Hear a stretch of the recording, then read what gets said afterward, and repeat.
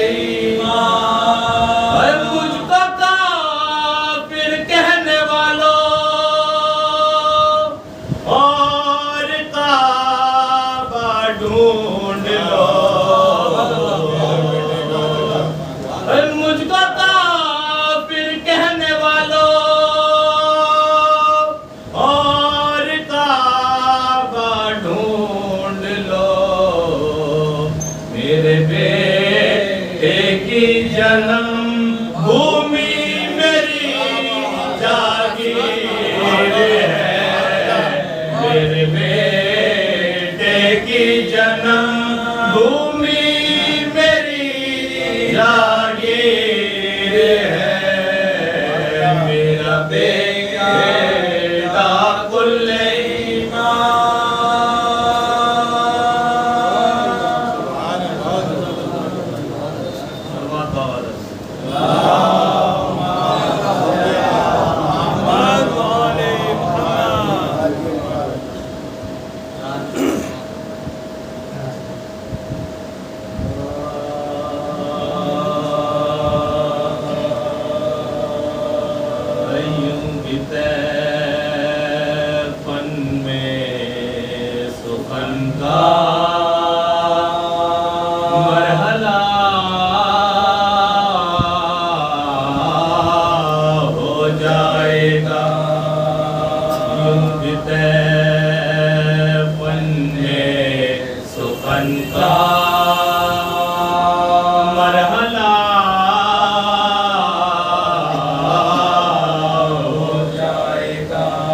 کربلا کاغذ پہ لکھ دو مرثیہ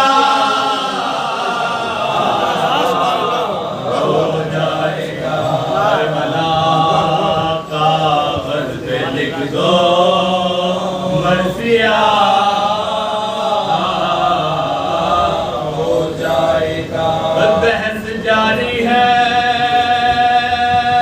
عدالت میں شب عاشور کی بحث جاری ہے عدالت میں شب عاشور کی صبح تک ہر تیرے حق میں فیصلہ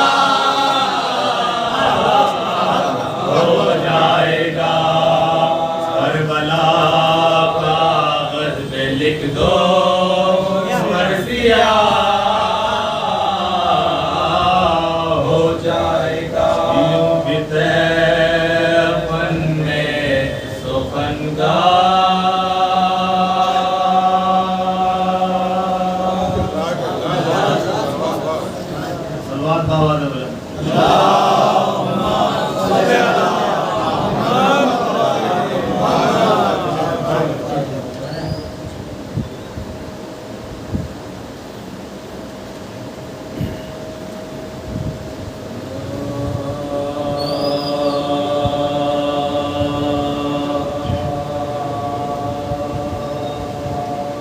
اگر نہ ہو عشق علی تو زندگی بیکار ہے اگر نہ ہو عشق علی تو زندگی بیکار جس طرح اندھے کے حق میں روشنی بیکار ہے جس طرح اندھے کے حق میں روشنی بیکار ہے اگر نہ ہو عشق علی تو زندگی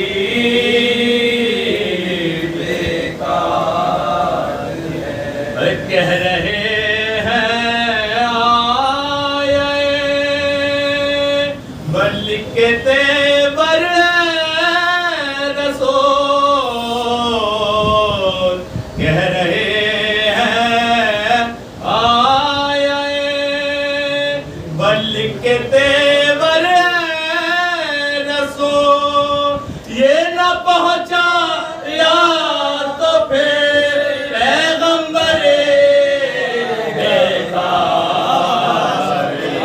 یہ نہ پہنچایا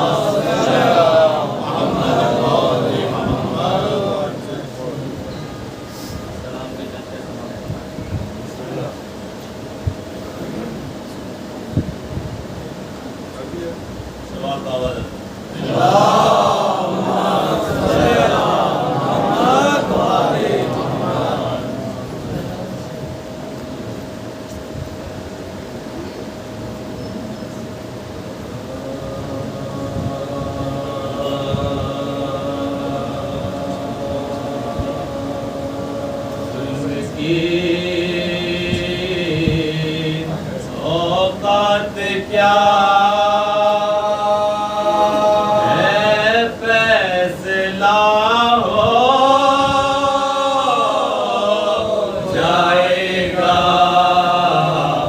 ظلم کی اوقات کیا ہے فیصلہ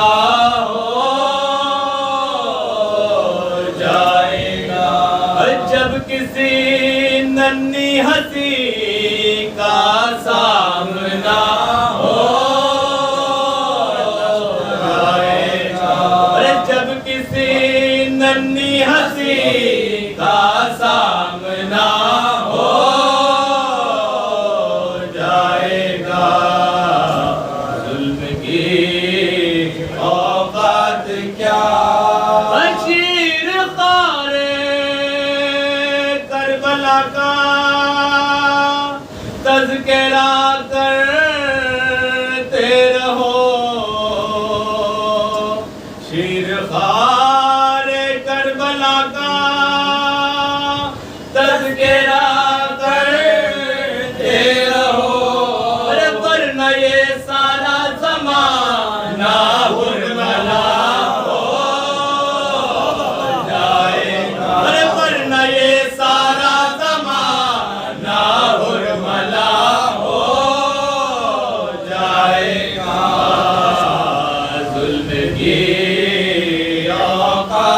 کیا ہے فیصلہ ہو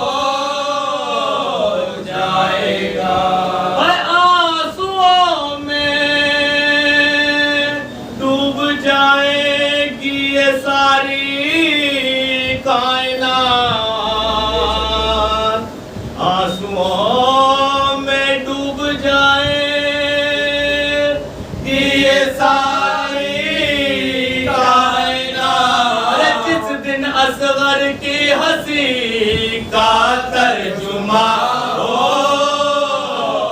جائے گا ظلم کی اوقات کیا ہے فیصلہ ہو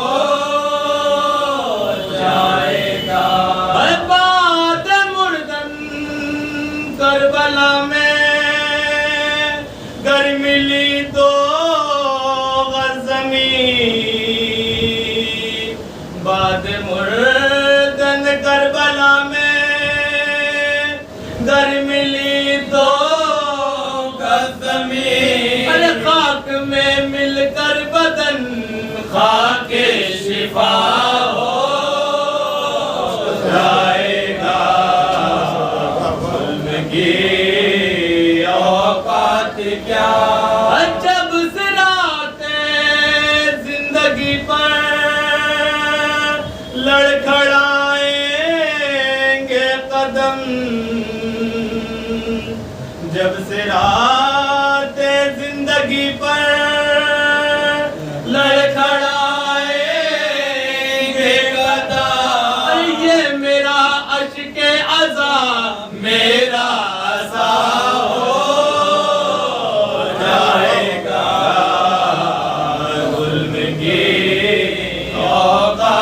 کیا ہے فیصلہ ہو جائے گا یہ تو خود ماں کی دعاؤں کو بھی اندازہ نہ تھا یہ تو خود ماں کی دعاؤں کو بھی اندازہ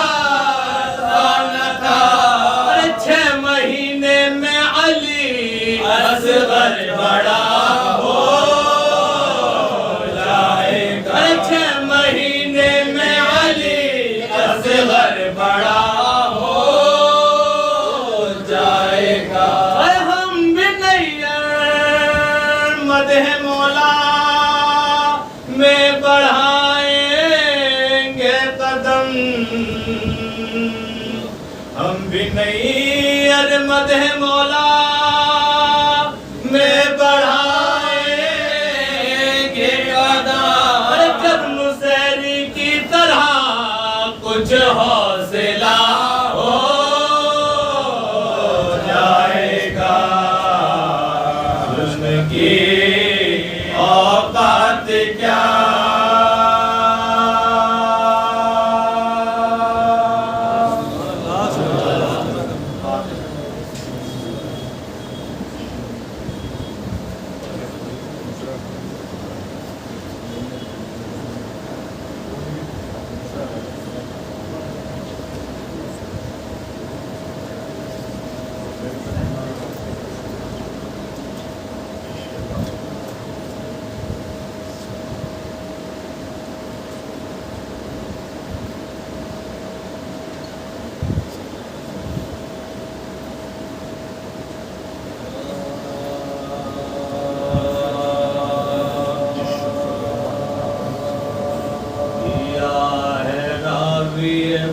غم نے اس طرح سے رکھا کیا ہے راوی پرغم نے اس طرح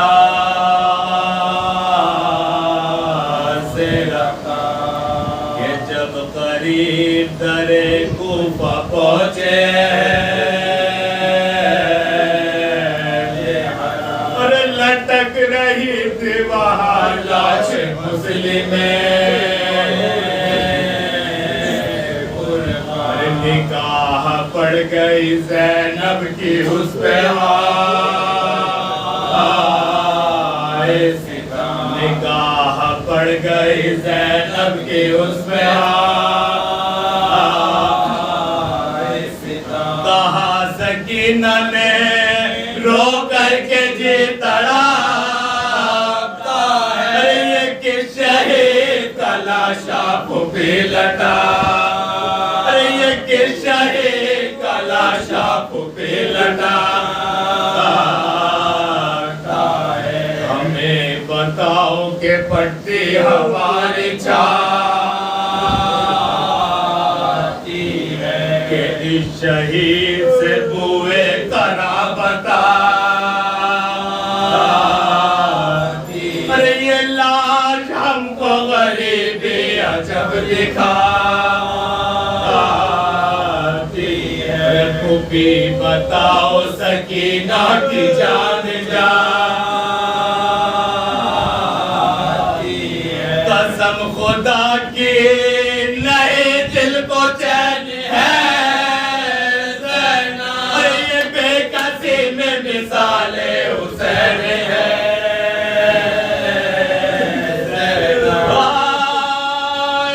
پھوپھی سے کیے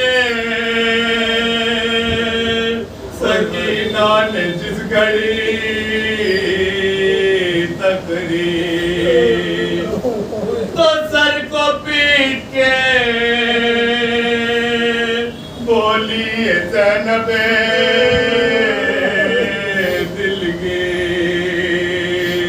کہ کس طرح سے نیا حال ہو تیرا تاغے وہ بے نثار یہی ہے ہرا بلے وہ بے نثار یہی ہے ہرا بلے سوائے شکر الہی نہ کچھ کلام کرو چچا کی لاش ہے صدقے گئی سلام چچا کی لاش ہے صدقے گئی سلام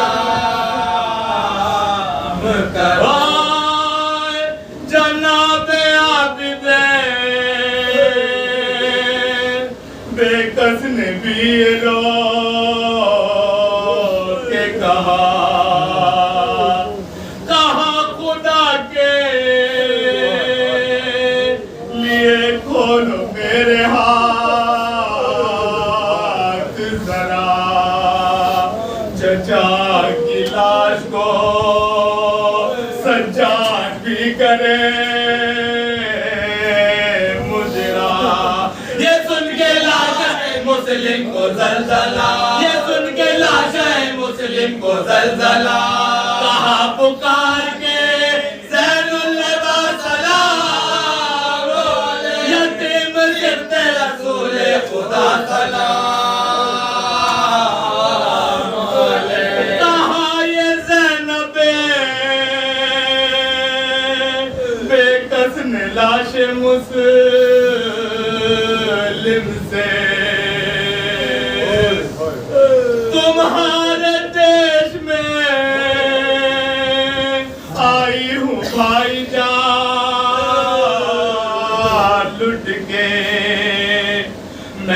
برہنہ ہوں چادر کوئی اڑا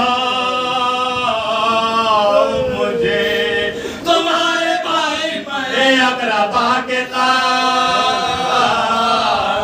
ہوئے تباہ حال ہے مشکل کشا کی جائی ارے بہن کو دیجیے کرتا حسین بھائی ارے بہن کو دیجیے کرتا حسین بھائی صدائے لاشیں مسلم سے آئی ہے خواہر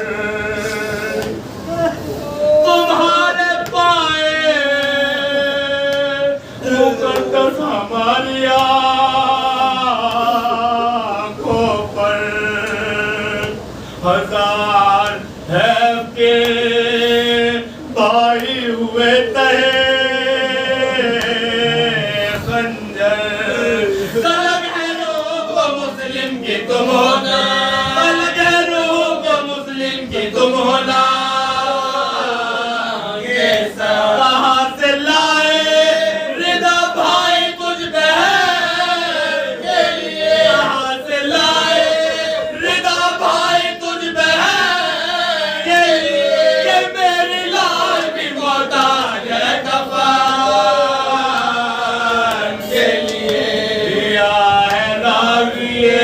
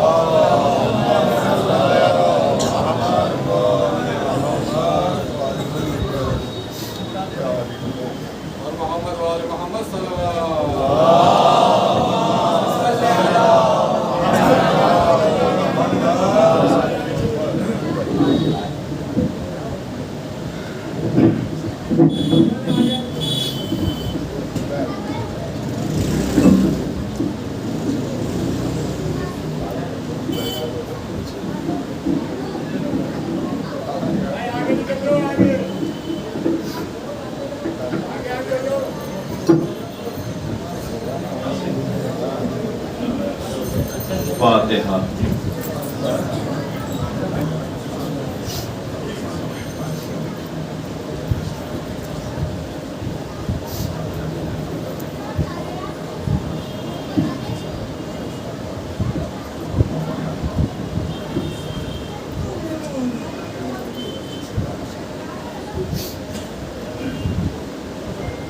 لا حول ولا قوة إلا بالله العلي العظيم أعوذ بالله من الشيطان الرجيم بسم الله الرحمن الرحيم الحمد لله رب العالمين الحمد لله الذي لا يبلغ مدحته القائلون ولا يحصي نعماءه العادون ولا يؤدي حقه المجتهدون الذي لا يدركه بعد الهمم ولا يناله غوث الفتن الذي ليس لصفته حد محدود ولا نعت موجود ولا وقت محدود ولا أجل ممدود صدر الخلائق بقدرته ونشر الرياح برحمته وبتت بالسكون ميدان أرضه ثم الصلاة والسلام والتحية والإكرام على محبوب رب المشرقين والمغربين مولانا ومولى الكونين جد الحسن والحسين بالقاسم محمد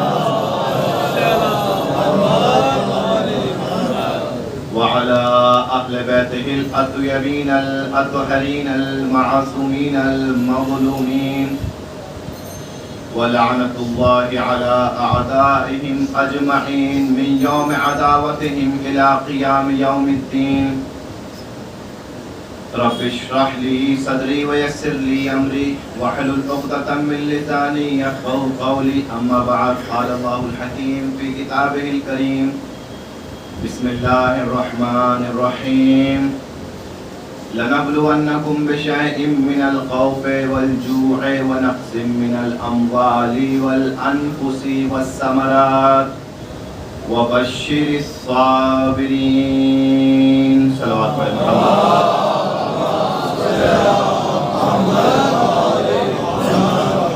ابتدا میں تمام مومنین سے گزارش ہے کہ ایک مرتبہ سورہ الحمد اور 3 مرتبہ سورہ اخلاص کی تلاوت فرما کر مولانا فرزند علی ابن خورشید علی کی روح کو احساس فرمائیں.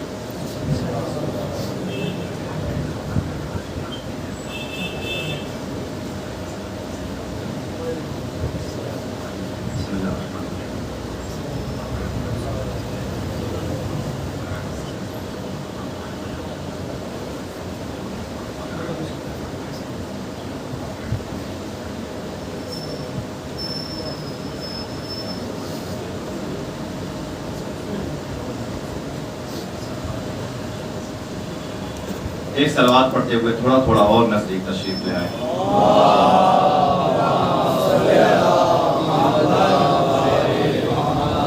تھوڑا آگے تشریف لے آئیں تاکہ باہر آنے والے کو زحمت نہ ہو.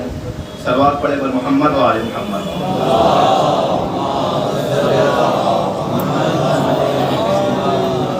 تمام تعریفیں اس پروردگار عالم کے لیے کہ جس کے ذکر کے ذریعے سے ہماری روح زندگی پاتی ہے. وہ پروردگار کہ جس کا ذکر ہماری روحوں کو حیات بخشتا ہے. فقط عزیزان محترم ہمارے جسم کو حیات کی اور صحت کی ضرورت نہیں ہے. انسان جسم اور روح سے مل کر بنا ہے. جس طریقے سے انسان کے جسم کو صحت کی ضرورت ہوتی ہے اسی طریقے سے انسان کی روح کو بھی صحت کی ضرورت ہوتی ہے. انسان اگر چاہتا ہے کہ اس کا جسم صحت مند رہے، مریض نہ ہو، بیمار نہ ہو، تو اب اس کو کیا کرنا ہے؟ صحیح وقت پر کھانا کھانا ہے، اپنے روٹین کا خیال رکھنا ہے، صحیح آرام چاہیے، صحیح کھانا چاہیے، صحیح غذا چاہیے. کیوں؟ کیونکہ اس کو اپنے جسم کی صحت کا خیال رکھنا ہے.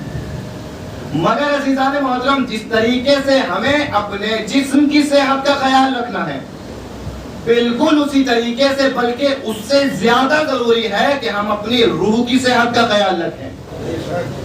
اب اگر جسم کی صحت کے لیے انسان کو وقت پر غذا، وقت پر آرام کی ضرورت ہے تو اس انسان کو روح کی صحت کے لیے ذکر پروردگار کی ضرورت ہے.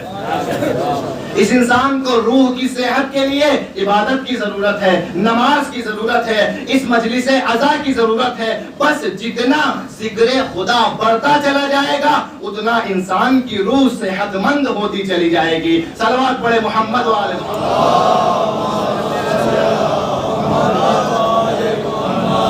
اور واقعاً یہ ذکر پروردگار عالم کا ذکر ہمارے لیے ضروری ہے. کیوں؟ کیونکہ اس ذکر کا سب سے پہلا کام کیا ہے اور سب سے اہم کام ذکر پروردگار کا کیا ہے؟ یہ جو ہم کہتے ہیں تسبیح ہاتھ میں لے کے اللہ اکبر، الحمدللہ، سبحان اللہ، یہ کوئی عام ذکر نہیں ہے، یہ بڑا اہم ذکر ہے. اس کا سب سے اہم کام دعائے کمیل نے بتایا. وہ کیا بتایا؟ دعائے کمیل میں مولا ارشاد فرماتے اللہم انی اتقرب الیک بذکرک. پروردگار میں تیرے ذکر کے ذریعے سے تجھ سے قریب ہوتا چلا جا رہا ہوں. تو مولا علی نے پیغام دیا، کیا بتایا کہ دیکھو ذکر پروردگار وہ ذکر ہے کہ انسان جتنا اپنے خدا کا ذکر کرتا چلا جاتا ہے اتنا اپنے پروردگار سے نزدیک ہوتا چلا جاتا ہے. جتنا اپنے خدا کا ذکر کرتے چلے جاؤ گے اتنا اپنے پروردگار سے نزدیک ہوتے چلے جاؤ گے. اور عزیزو یہ فقط ذکر خدا کی صفت نہیں ہے بلکہ ذکر رسول کی بھی یہی صفت ہے, ذکر علی کی بھی یہی صفت ہے, ذکر اہل بیت کی بھی یہی صفت ہے. جتنا ہم اہل بیت کا ذکر کرتے چلے جائیں گے اتنا اہل بیت سے نزدیک ہوتے چلے جائیں گے. صلوات پڑھ دے محمد والے محمد.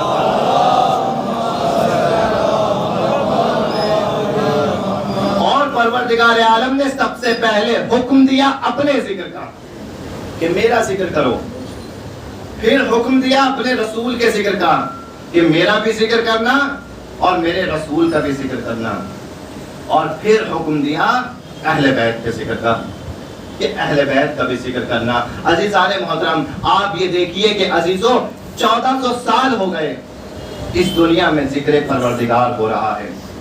1400 سال ہو گئے اس دنیا میں ذکر رسالت معاب ہو رہا ہے. 1400 سال ہو گئے اس دنیا میں ذکر حسین علیہ السلام ہو رہا ہے. اب ہمیں اپنے آپ کو دیکھنا ہوگا کہ ہم پروردگار کا ذکر کرتے چلے جا رہے ہیں تو اس ذکر کے ذریعے سے ہم خدا سے کتنے قریب ہو رہے ہیں. ہمیں یہ دیکھنا ہوگا کہ ہم رسول کا ذکر کرتے جا رہے ہیں تو اس ذکر کے ذریعے سے رسول سے کتنے نزدیک ہو رہے ہیں. اب ہم حسین کا ذکر کرتے چلے جا رہے ہیں تو حسین کے ذکر سے ہم حسین سے کتنے نزدیک ہوتے چلے جا رہے ہیں. مگر عزیزان محترم ہر زمانے میں یہ ذکر ہوتے رہے. دنیا نے کوشش کی, کہیں کوشش کی گئی, کبھی کوشش کی گئی ذکر خدا نہ ہو پائے, کبھی کوشش کی گئی ذکر رسول نہ ہو پائے, کبھی کوشش کی گئی ذکر حسین نہ ہو پائے. زمانے نے کوشش کی, پہلا حملہ ذکر خدا پہ ہوا, اعتراض کیا گیا کہ بھائی یہ ذکر خدا نہیں ہونا چاہیے, یہ ذکر وحدہ لا شریک نہیں ہونا چاہیے. اس ذکر کے ذریعے سے لوگوں کے آرام میں خلل پڑتا ہے, لہذا یہ ذکر نہیں ہونا چاہیے. مگر اس ذکر کی ذمہ داری خود پروردگار عالم نے لی تھی. جس نے اعتراض کیا تھا آج وہ خود ذلیل ہو گیا, مگر خدا کا ذکر مسجدوں سے آج بھی اسی طریقے سے ہو رہا ہے جیسے کل ہوتا تھا. یہ ذکر ہونا بتا رہا ہے کہ تم ذکر پر اعتراض کرتے کرتے خود ذلیل ہو جاؤ گے, مگر یہ ذکر خدا آج بھی ہو رہا ہے, قیامت تک ہوتا رہے گا. ذکر خدا پر اعتراض کرنے والا ذلیل اور رسوا ہو گیا. مگر عزیزان محترم ذکر پروردگار نہیں رکا, اس کے بعد ذکر رسول پر اعتراض کیا گیا. طرح طرح سے ذکر رسول پر توہین کی گئی, رسول پر اعتراض کیا گیا. مقصد کیا تھا؟ مقصد یہ تھا کہ رسول کا ذکر نہ ہونے پائے, لوگ رسول سے نزدیک نہ ہونے پائے, لوگ رسول سے دور ہو جائے. مگر آپ نے دیکھا لوگ ہمیں بھی بول رہے تھے, ہمیں بھی فون کر رہے تھے, مولانا آپ بھی جواب دیجئے, رسول کی توہین ہوئی ہے, ذکر رسالت معاب پر انگلی اٹھائی گئی ہے, آپ بھی جواب دیجئے. تو ہم نے تو یہی کہا کہ دیکھیں جواب وہ دے گا کہ جس پروردگار عالم نے جواب لینے کی ذمہ داری اٹھائی ہے. اس نے قرآن میں کہا ہے کہ اے رسول اعتراض تجھ پہ ہوگا, جواب میری طرف سے آئے گا. لہذا ہم نے کہا صبر کی ضرورت ہے, عجلت کی ضرورت نہیں ہے, جلد بازی کی ضرورت نہیں ہے. جب پروردگار رسول کی توہین کرنے والے کو جواب دے گا تو زمانہ دیکھ لے گا, اور زمانے نے دیکھا رسول کی توہین کرنے والے کو پروردگار نے ایسا جواب دیا کہ آج منہ دکھانے لائق نہیں بچا, نہ دنیا ہاتھ میں رہی نہ آخرت ہاتھ میں رہی. صلوات پڑھے محمد والے محمد.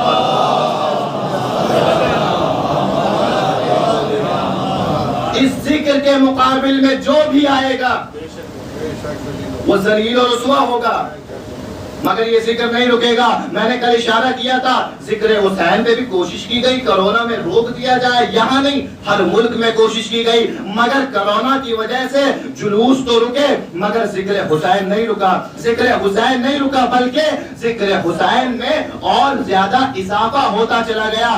آپ کو ایک مثال دوں گا, مثلا چھوٹے امام باڑے میں آپ بیٹھے ہیں, اگر محرم میں یہاں مجلس ہوتی تو 200 لوگ اس مجلس کو سنتے ہیں, مگر ہم نے کیا کیا, اس مجلس کو آن لائن کر دیا. آن لائن جب کیا تو اب 200 لوگوں نے نہیں سنا, اب 2000 لوگوں نے سنا اور دن بدن اس ویڈیو پہ اس مجلس پہ ویورز بڑھتے گئے. پتہ یہ چلا یہ تو وہ ذکر ہے جس کی ذمہ داری خود پروردگار نے لی ہے. اگر زمانہ پابندی لگا دے گا تو وہ ایسے ذریعے بنائے گا پہلے سے زیادہ حسین کا ذکر ہوتا چلا جائے گا. صلوات پڑھے محمد والے محمد. اس نے ایسا ذریعہ بنایا کہ لو اب پہلے سے زیادہ ذکر حسین ہوگا. اور محرم میں پورے محرم ہر چینل پر آپ چاہے یوٹیوب کو اٹھا کے یوٹیوب کو کھولیں, کسی اور سوشل میڈیا پلیٹ فارم کو کھولیں, بس مجلس عزا دکھائی جا رہی تھی. تو پیغام حسین, ذکر حسین رکا نہیں, ذکر رسول رکا نہیں, ذکر خدا رکا نہیں. عزیزو یہی اس ذکر کا کمال ہے. اور یہ ذکر ہمارے اندر بھی یہ انقلاب پیدا کرتا ہے. یہ ذکر ہمارے اندر بھی یہ تبدیلی پیدا کرتا ہے کہ اگر ہم اس ذکر کو کرنے والے ہیں تو ہمیں بھی حق کے راستے میں رکنا نہیں ہے. عزیزان محترم, بات جناب زینب کبریٰ کی ہو رہی تھی. پروردگار عالم نے کہا کہ میں امتحان لوں گا اور ہر طریقے سے تمہیں آزماؤں گا. لَنَبْلُوَنَّكُمْ بِشَيْءٍ مِّنَ الْخَوْفِ وَالْجُوعِ, کبھی خوف کے ذریعے سے امتحان, کبھی بھوک کے ذریعے سے امتحان. وَنَقْصٍ مِّنَ الْأَمْوَالِ, کبھی مال کے ذریعے سے امتحان. عزیزو امتحان ہوتا ہے, یہ نہ سوچے کہ مال کے ذریعے سے فقط امیروں کا امتحان ہے. غریبوں کا بھی امتحان ہے, امیروں کا بھی امتحان ہے. وہ پروردگار کہتا ہے کہ میں مال کے ذریعے سے آزماؤں گا, کبھی مال دے کے آزماؤں گا, کبھی مال کم کر کے آزماؤں گا, کبھی مال عطا کر کے آزماؤں گا, کبھی مال لے کے آزماؤں گا. مگر اس امتحان اور آزمائش میں فَبَشِّرِ الصَّابِرِينَ, صبر کرنے والے بشارت پائیں گے, صبر کرنے والے جنت پائیں گے. عزیزان محترم, جناب زینب کبریٰ تھی کہ جنہوں نے امتحان دیے, اور کیا عظیم امتحان دیے. عزیزو جناب زینب کبریٰ جس وقت اس دنیا میں تشریف لائی ہیں, جس وقت آپ کی ولادت ہوئی ہے, اس وقت روایت کہتی ہے کہ سب سے پہلے بی بی نے آغوش علی مرتضیٰ مولا کائنات حضرت علی علیہ السلام کی آغوش میں دیا. اور بی بی زینب کو مولا کی آغوش میں دے کر کہا کہ اے علی اس بچی کا نام رکھیے. علی خاموش رہے. علی نے کہا کہ میں نام رکھنے میں رسول پر سبقت نہیں کروں گا. رسول گھر پر نہیں تھے. تھوڑے وقفے کے بعد رسول تشریف لائے. مولا کائنات نے اس بیٹی کو رسول کی آغوش میں دے دیا. یا رسول اللہ, پروردگار عالم نے رحمت عطا کی ہے, آپ اس کا نام رکھ دیجیے. رسول خدا خاموش رہے. رسول نے کہا کہ میں نام رکھنے میں خدا پہ سبقت نہیں کروں گا. جبریل امین نازل ہوئے کہ یا رسول اللہ, خدا کا پیغام یہ ہے کہ اس بیٹی کا نام زینب رکھا جائے.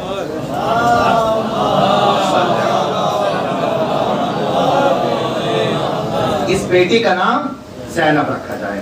رکھ دیا گیا نام زینب. کبھی آپ نے سوچا ہے زینب کا مطلب کیا ہے؟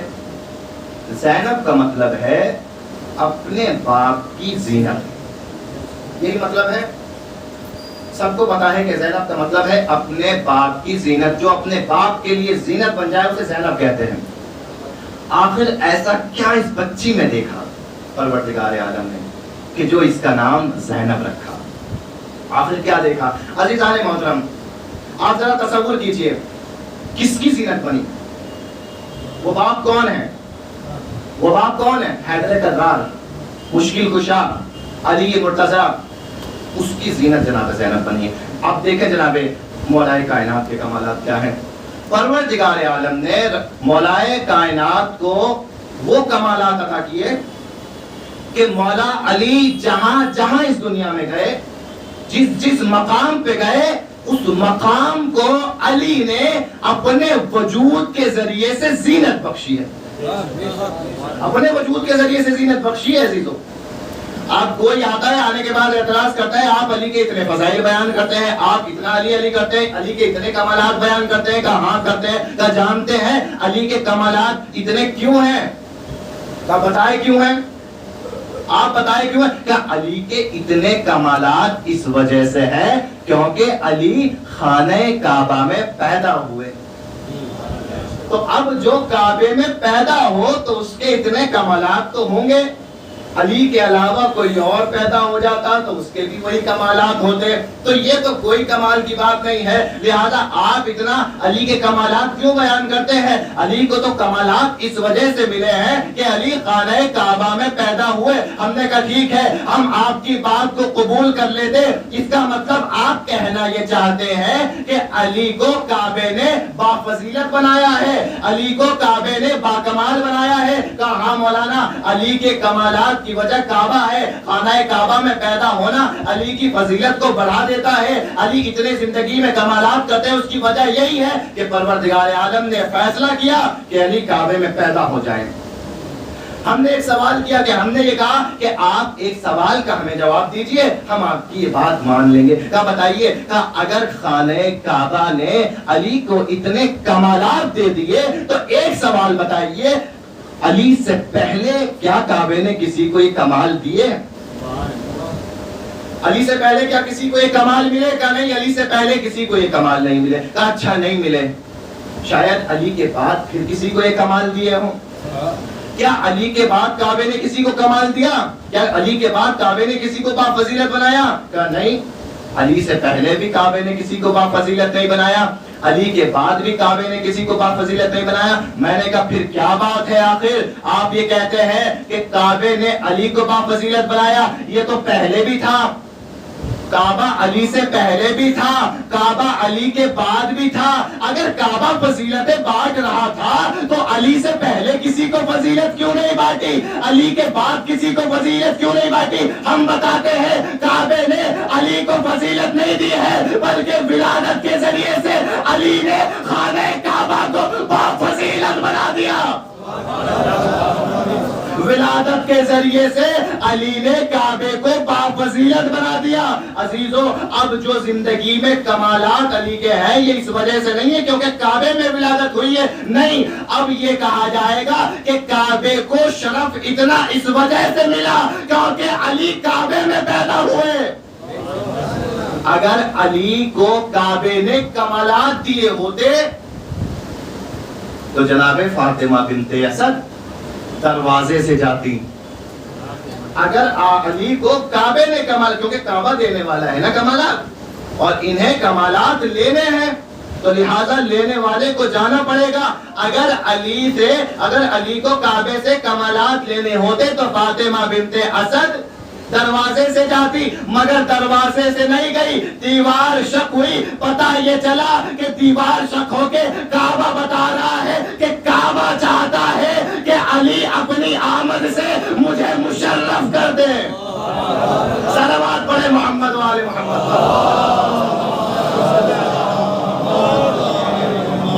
علی آئے, کعبے کو زینت مل گئی. علی جہاں گئے اس جگہ کو زینت مل گئی. اب یہ کہا کس نے کہا کہ کعبے نے علی کو فضیلت دی؟ کہ علی مولا بنائے گئے غدیر کے میدان میں. شاید غدیر کے میدان میں اتنی فضیلت تھی کہ علی اتنے باکمال ہو گئے؟ نہیں. کس نے کہا اعلان ولایت سے بڑھتی ہے شان علی؟ ہاں, اعلان ولایت سے بڑھتی ہے تیری شان غدیر.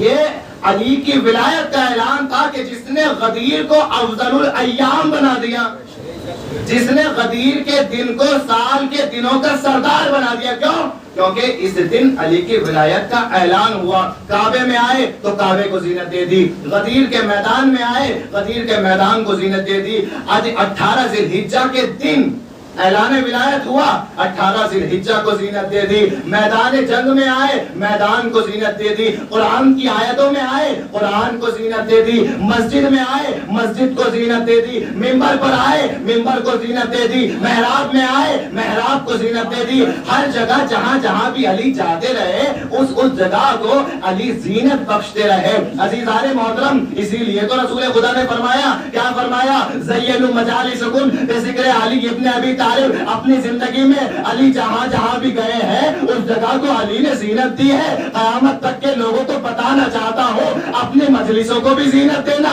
کیسے زینت دو؟ ذکر علی کے ذریعے سے اپنے مجلسوں کو زینت دینا۔ جو علی جہاں گیا اس جگہ کو زینت دیتا رہا۔ جب ہمارے درمیان اس علی کا ذکر ہوگا تو ہماری مجلسوں کی زینت بڑھ جائے گی۔ صلوات پڑھے محمد والے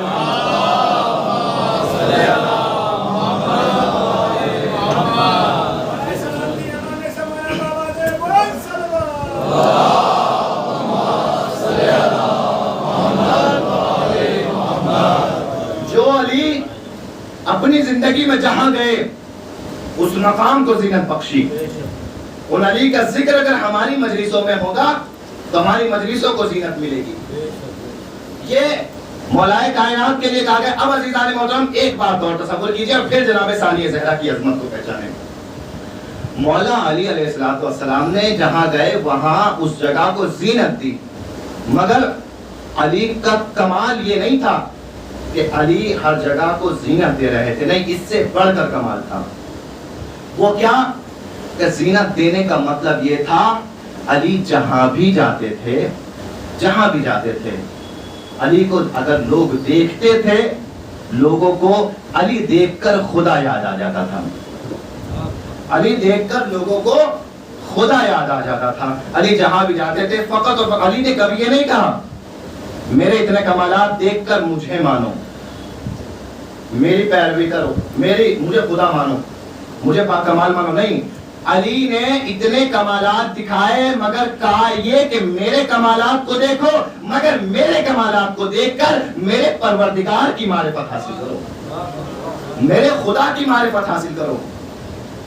مقصد ہر کسی کا یہی تھا، اہل بیت کا مقصد بھی یہی تھا، آئے تھے خود مگر اپنی فضیلتوں کے ذریعے سے خدا کو پہچانوانا چاہتے تھے۔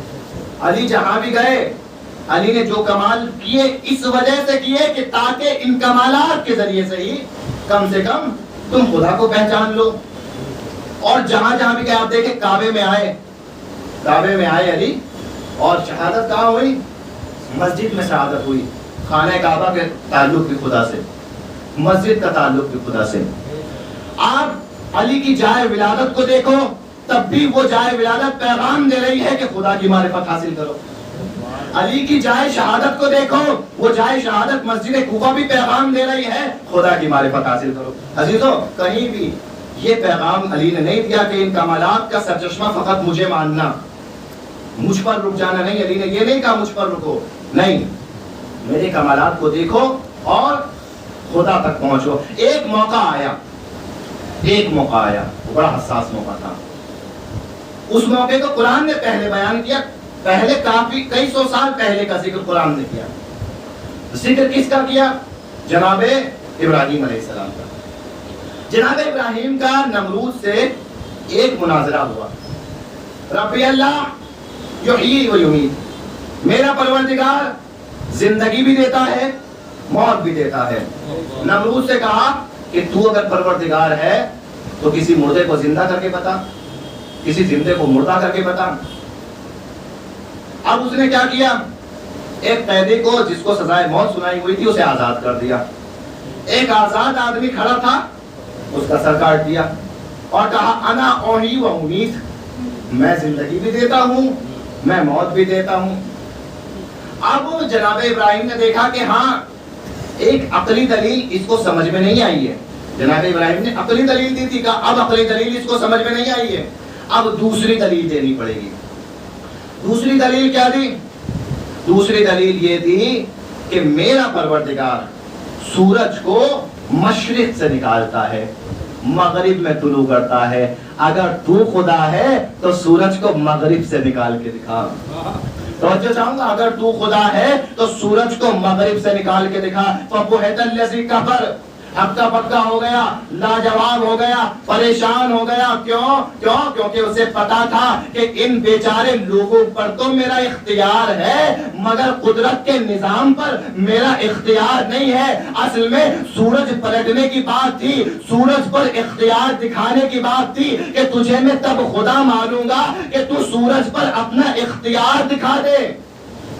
اگر تو نے سورج پر اپنا اختیار دکھا دیا تو میں مان لوں گا تو خدا ہے. مگر جیسے ہی جناب ابراہیم نے یہ کہا فَبُهِتَ الَّذِي كَفَرَ، تو اس نے کیا کہا؟ اس نے کفر اختیار کیا، اس نے جناب ابراہیم کو چھوڑ دیا اور کہا کہ نہیں، یہ نہیں ہو سکتا. اب وہ لاجواب ہو گیا. عزیزوں، ایک قرآن مجید نے ایک چیز بتا دی، وہ کیا ہے کہ پروردگار وہ ہوتا ہے کہ جس کا سورج پر اختیار ہو.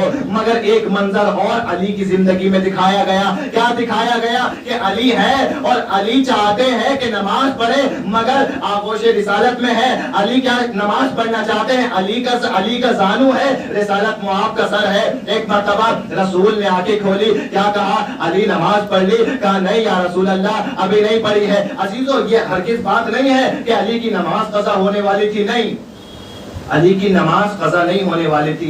ہاں، علی کی نماز میں تاخیر ضرور ہوئی تھی، وہ بھی اس وجہ سے تاخیر ہوئی تھی کیونکہ علی کے زانو پر رسالت معاف کا سر تھا. اب وہ معجزہ ہوا. کون سا معجزہ ہوا؟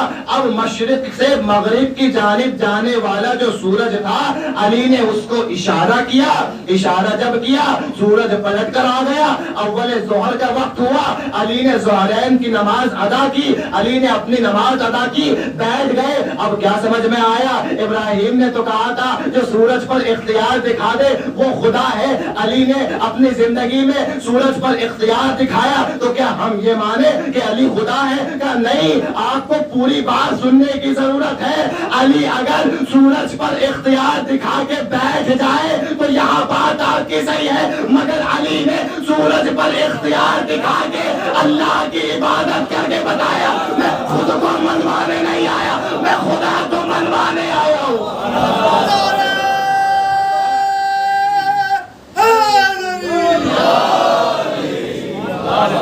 میں خود کو منوانے نہیں آیا، نماز پڑھ کے بتا رہا ہوں کہ جس بندے کے پاس اتنے کمالات ہیں اس کے خدا کے پاس کتنے کمال ہوں گے. میں نماز پڑھ کے بتا رہا ہوں. یہی حساس موقع تھا کہ جہاں سے لوگ بھٹکنا بھی شروع ہوئے. مولا علی نے عقل استعمال کرنے کا حکم دیا کہ دیکھو، علی نے سورج کو ضرور پلٹایا ہے مگر سورج پلٹا کر نماز پڑھ کے علی بتا رہے ہیں. کیا بتا رہے ہیں؟ کہ اللہ یہ سب اختیار مجھے دیتا ہے. یہ کمال اس وجہ سے ہے تاکہ ان کمالات کو دیکھتے رہو اور پروردگار کو پہچانتے رہو. علی جہاں بھی گئے علی نے اس جگہ کو زینت بخشی اور اس وجہ سے زینت بخشی. علی جہاں بھی گئے اس جگہ کو دیکھ کر خدا یاد آیا. لوگ خدا کو بھول جاتے ہیں. ہم اپنی زندگی میں ذرا سا مصروف ہو گئے، کام میں ذرا بزی ہو گئے، خدا یاد نہیں رہا. ذرا مشکل وقت آئی، اللہ، پھر مشکل میں پھنس گئے، پھر دعا مصلی بچھا لیا، تسبیح پڑھنا شروع کر دی، خدا کو پکارنا شروع کر دیا. جب مشکل ٹل گئی پھر خدا کو فراموش کر دیا. مگر علی اسی وجہ سے ہر جگہ کو کیا کر رہے تھے؟ زینت بخش رہے تھے کہ علی جہاں جا رہے تھے لوگوں کو خدا یاد آ رہا تھا کہ دیکھو جس کا بندہ ایسا ہے اس کا خدا کیسا ہوگا.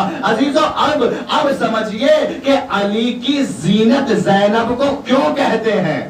اب سمجھیے علی کی زینت زینب کو کیوں کہتے ہیں. علی جہاں جا رہے تھے علی کی ذات کو دیکھ کر لوگوں کو خدا یاد آ رہا تھا. شام کے لوگ تھے، شام کے لوگ بھی علی کو بھول چکے تھے، علی کی معرفت کو بھلا دیا تھا. شام میں اب ضرورت تھی کہ لوگوں کو علی یاد دلایا جائے. کوئی ایسا ہونا چاہیے جو شام میں آ کر لوگوں کو علی یاد دلائے. وہاں ثانیہ زہرا باپ کی زینت بن کر آئے. اب جو خطبہ دیا لوگوں نے کہا ارے یہ تو علی کی آواز آ رہی ہے. جس طریقے سے علی نے بھولے ہوئے لوگوں کو خدا یاد دلایا. علی کی بیٹی نے شام میں جا کر علی یاد دلا کے بتایا مجھے ثانیہ زہرا کہتے ہیں. صلوات پڑھے محمد والے محمد. اگر آپ دیکھیں مولا علی کی شخصیت کو مجروح کیا گیا، شام میں مولا علی کی شخصیت کو مجروح کیا گیا، طرح طرح سے غلط فہمیاں پیدا کی گئی، مگر جو لوگ تھے وہ علی کو بھول چکے تھے، علی یاد نہیں تھا. مگر آج ایک ایسا موقع آیا کہ ہر کسی کو علی یاد آئے. یہ کس کے خطبے میں ایسا اثر تھا کہ خطبہ تو زینب دے رہی ہیں مگر آج اپنے باپ کی زینت بن رہی ہیں. یہ ہے زینب کا مطلب. اور عزیزان محترم، دستور یہ ہے بیٹا باپ کی شبیہ ہوتا ہے اور بیٹی ماں کی شبیہ ہوتی ہے. آپ دیکھیں بیٹا باپ کی شبیہ ہوتا ہے، بیٹی ماں کی شبیہ ہوتی ہے. ہم جہاں بھی جاتے ہیں یہی دیکھتے ہیں کہ بیٹا باپ کی شبیہ ہے، بیٹی ماں کی شبیہ ہے. مگر کائنات میں دو بیٹیاں ایسی ملی عزیزو، کائنات میں دو بیٹیاں ایسی ملی جو باپ کی شبیہ نظر آئیں. دو بیٹیاں باپ کی شبیہ نظر آئیں. پہلی کون تھی بیٹی؟ پہلی فاطمہ زہرا سلام اللہ علیہ.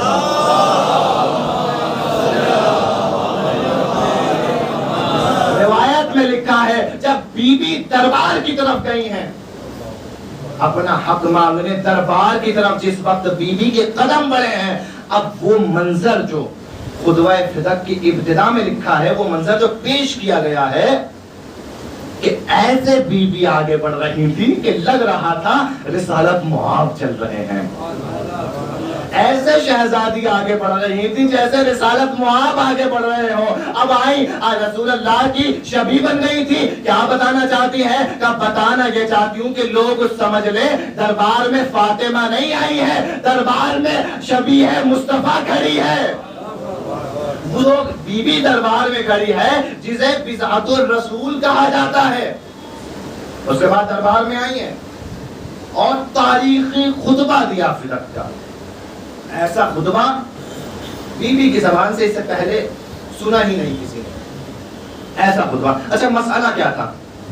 مسئلہ کیا تھا؟ کیوں بی بی دربار میں آئی تھی؟ ظاہراً مسئلہ ایک باپ کا مسئلہ تھا. دربار میں آئی تھی مگر بی بی آگے خطبہ دیتی ہیں اور خطبہ دینے کے بعد کہتی ہیں نماز اس لیے واجب کی گئی، روزہ اس لیے واجب کیا گیا، ولایت اس لیے واجب کی گئی، زکوٰۃ اس لیے واجب کی گئی، خمس اس لیے واجب کیا گیا. آئی ہیں بی بی ایک اور مسئلے کی وجہ سے، مگر پورا دین بتا دیا خطبے میں.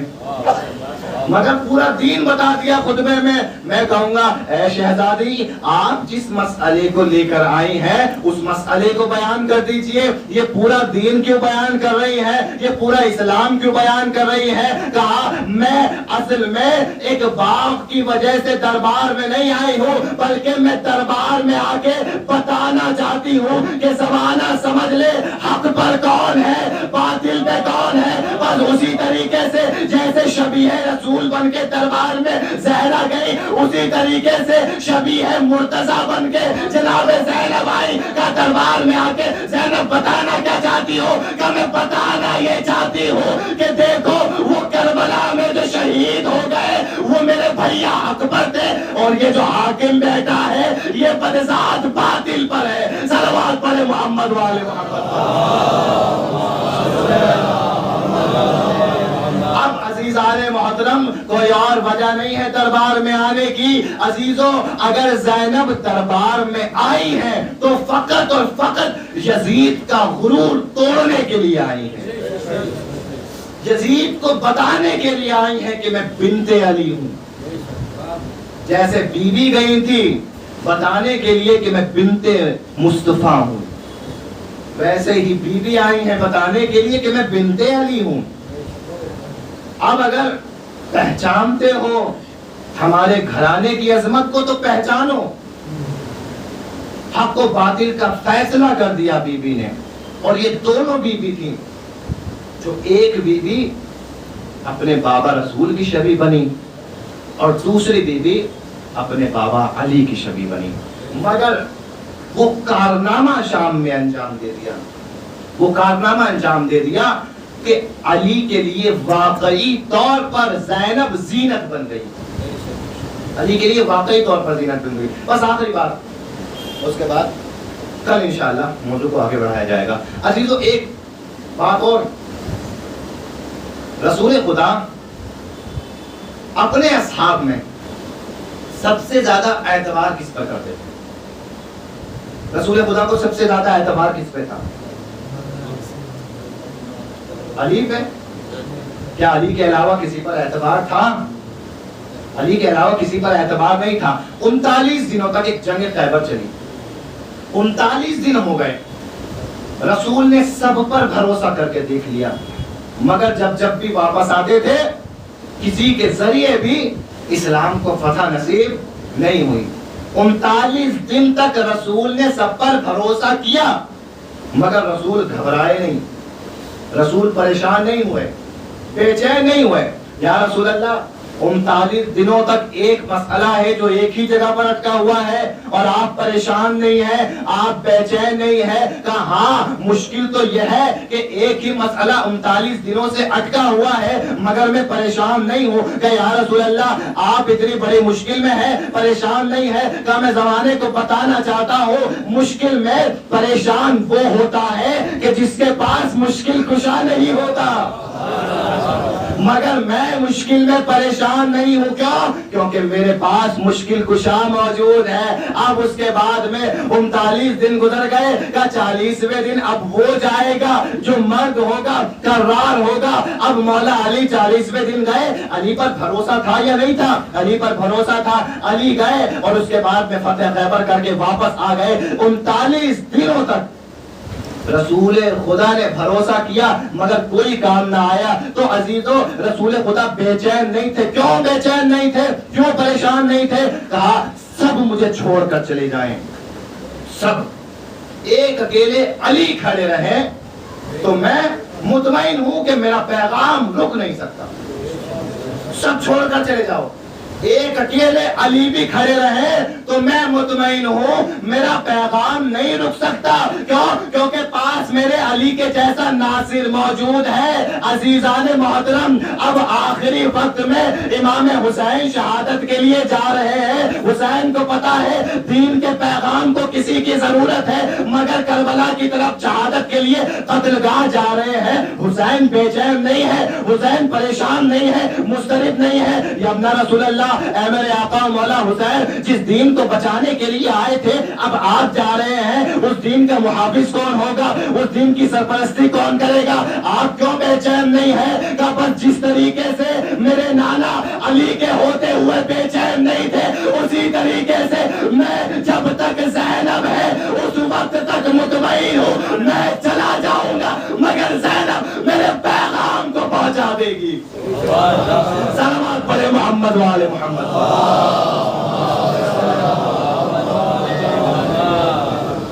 میں چلا جاؤں گا مگر زینب, مجھے زینب پر ویسا ہی اعتماد ہے جیسے میرے نانا کو میرے بابا پر اعتماد تھا, جیسے میرے نانا کو میرے بابا پر اعتماد تھا.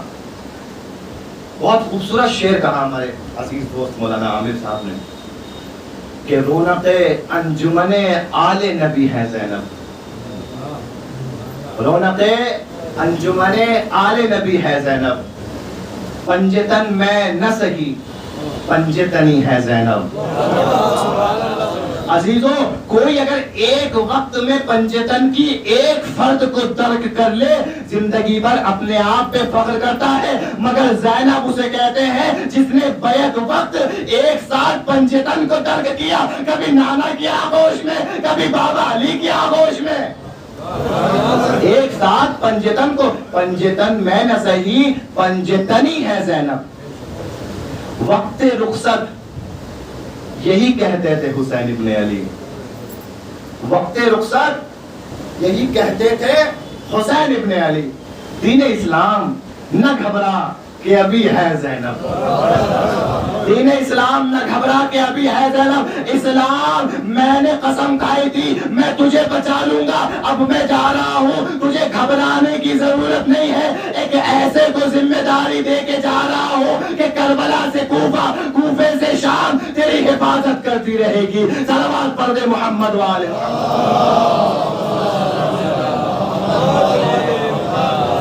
یہی وجہ تھی کہ جو رسول نے زینب نام رکھا ہے۔ ایک سوال آپ سے چھوڑوں گا، ایک آپ کے لیے، کل انشاءاللہ اس کا جواب بھی چھوڑوں گا۔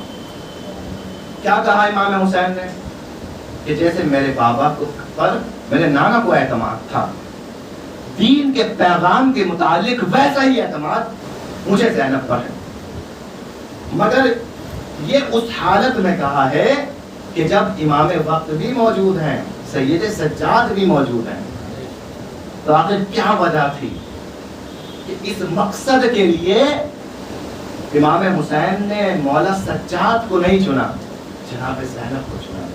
کیا وجہ تھی؟ انشاءاللہ عزیزوں کل بیان کیا جائے گا۔ بڑا اہم مقصد تھا کہ جس کے لیے فقط شہزادی ہی ایسی ذات تھیں کہ جو اس مقصد کو پورا کر سکتے، فقط شہزادی۔ مگر عزیزان گرامی، جناب ثانیہ زہرا حضرت زینب کبریٰ نے مصیبتیں وہ دیکھی ہیں کہ جن کو دیکھ کر عام انسان صبر نہیں کر پائے، صبر نہیں کر پائے گا۔ عام انسان کیا صبر کرے گا؟ ہماری اور آپ کی کیا اوقات، کیا حیثیت؟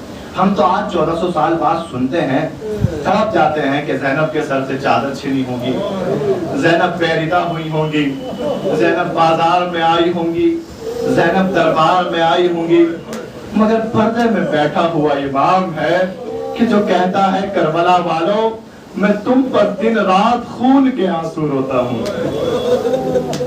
خون کے آنسو روتا ہوں، روتے روتے میری آنکھوں کے آنسو خشک ہو گئے ہیں، اب امام زمانہ کی آنکھوں سے آنسو نہیں آتے، آنسوؤں کے بدلے خون آتا ہے۔ ایک عالم دین کو بڑی پریشانی ہوئی، بڑے بے چین ہوئے، جب یہ روایت سنی کہ کاش مولا مجھے بتا دے، مولا خون کے آنسو رونے کا کیا سبب ہے؟ دعا پوری ہوئی، ایک وقت ایسا آیا خواب میں امام زمانہ سے ملاقات کی، امام زمانہ سے ملاقات کر کے پوچھتے ہیں اے امام یا ابن رسول اللہ، میں آپ سے پوچھنا یہ چاہتا ہوں، یہ بتائیے آپ نے فرمایا میں دن رات خون کے آنسو روتا ہوں، آخر وہ کون سا کربلا کا غم ہے جس پر آپ خون کے آنسو روتے ہیں؟ کہ مولا مجھے لگتا ہے شاید وہ علی اکبر کے کلیجے میں برچھی کی علی ٹوٹنے کا غم ہوگا، وہ غم ایسا غم تھا کہ آج ہم اسے برداشت نہیں کر پاتے، شاید وہی غم ہوگا کہ آپ جس پر خون کے آنسو روتے ہیں۔ مولا نے کہا نہیں وہ غم نہیں ہے، ارے اگر علی اکبر بھی میرے ساتھ ہوتے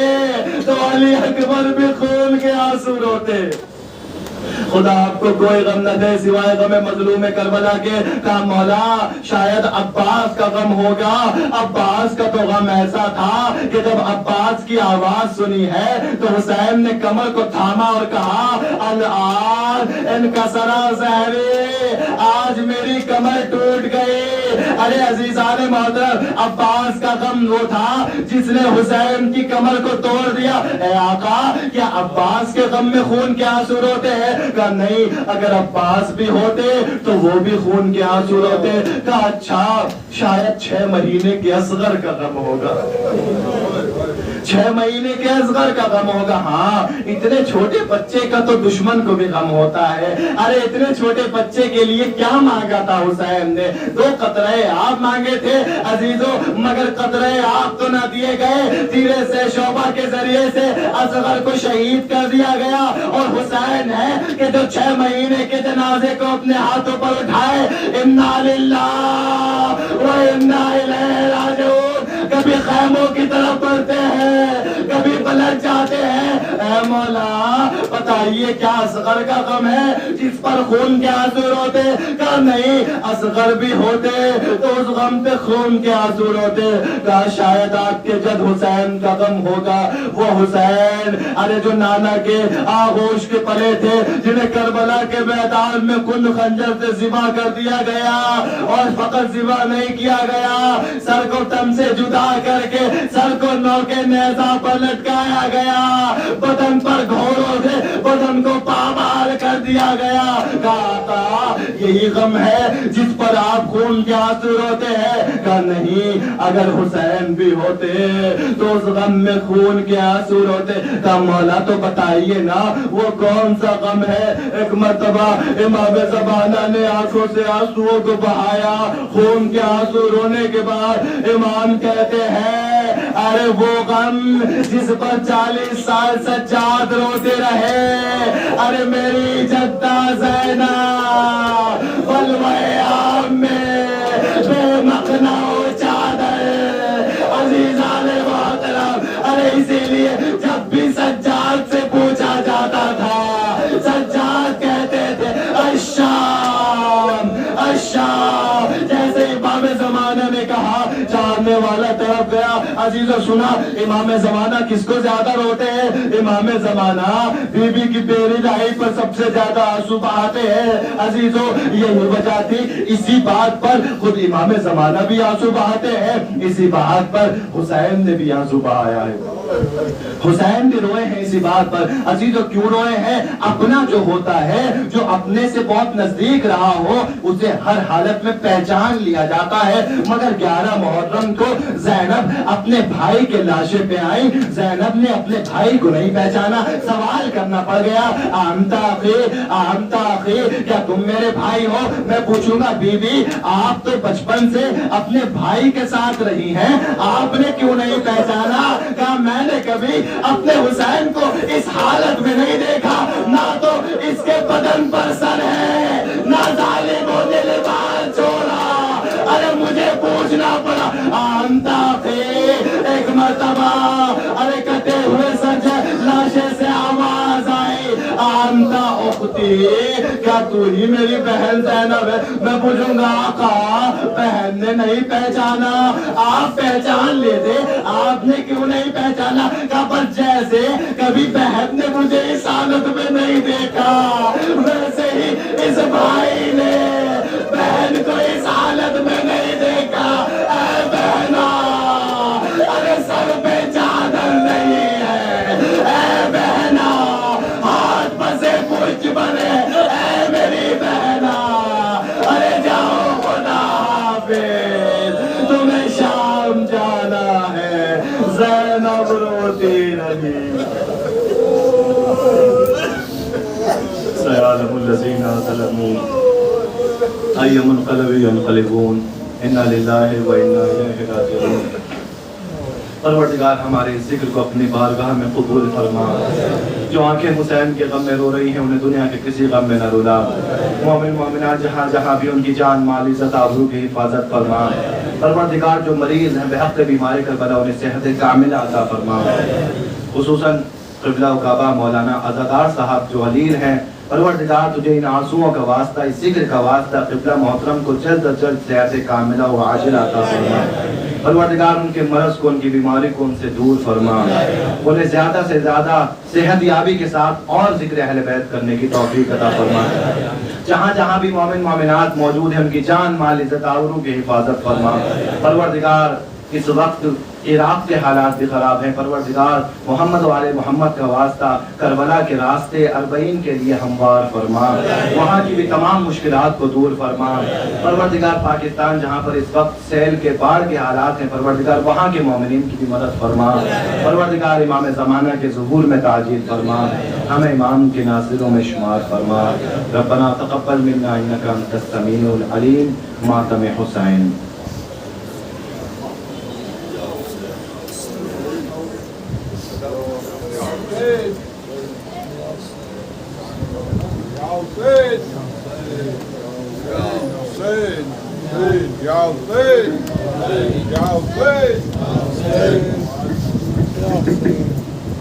اسلام کے لشکر کے سالار کا ماتم ہے، اسلام کے لشکر کے سالار کا ماتم ہے، اسلام کے لشکر کے سالار کا ماتم ہے، اسلام کے لشکر کے سالار کا ماتم ہے، یہ صبت پیغمبر کے غمخوار کا ماتم ہے، اسلام کے لشکر کے سالار کا ماتم ہے، اسلام کے لشکر کے سالار کا ماتم ہے،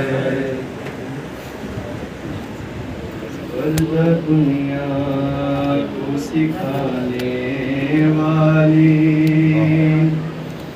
آئی بازاروں میں زینب، دنیا کو سکھانے والی آئی بازاروں میں زینب، وردہ دنیا کو سکھانے والی آئی بازاروں میں زینب، دنیا کو سکھانے والی آئی بازاروں میں زینب، گھر سے باہر بھی نہ آنے والی، گھر سے باہر بھی نہ آنے والی آئی بازاروں میں زینب، پردہ دنیا کو سکھانے والی آئی بازاروں میں زینب، جس نے بابا سے چھڑائے تھے کئی بار اسیر، جس نے بابا سے چھڑائے تھے کئی بار اسیر، جس نے بابا سے چھڑائے تھے کئی بار اسیر، جس نے بابا سے چھڑائے تھے کئی بار اسیر، قیدی آزاد کرانے والی، قیدی آزاد کرانے والی آئی بازاروں میں زینب، پردہ دنیا کو سکھانے والی آئی بازاروں میں زینب، چلتے خیموں سے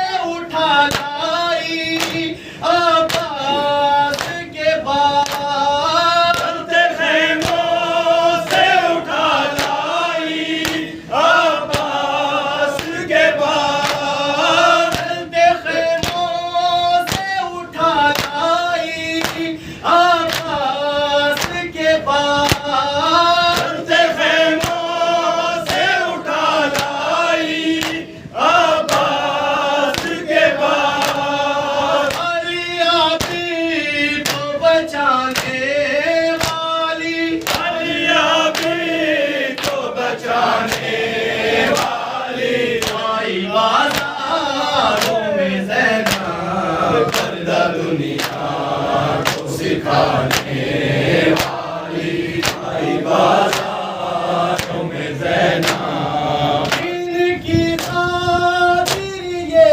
بی بی سالار بنی، ان کی خاطر یہ بی بی سالار بنی، ان کی خاطر یہ بی بی سالار بنی، ان کی خاطر یہ بی بی سالار بنی، گھر کے عباس دکھانے والی، ان کے عباس دکھانے والی آئی بازاروں میں زینب، پردہ دنیا کو سکھانے والی آئی بازاروں میں زینب، اپنے سینے پہ سکینہ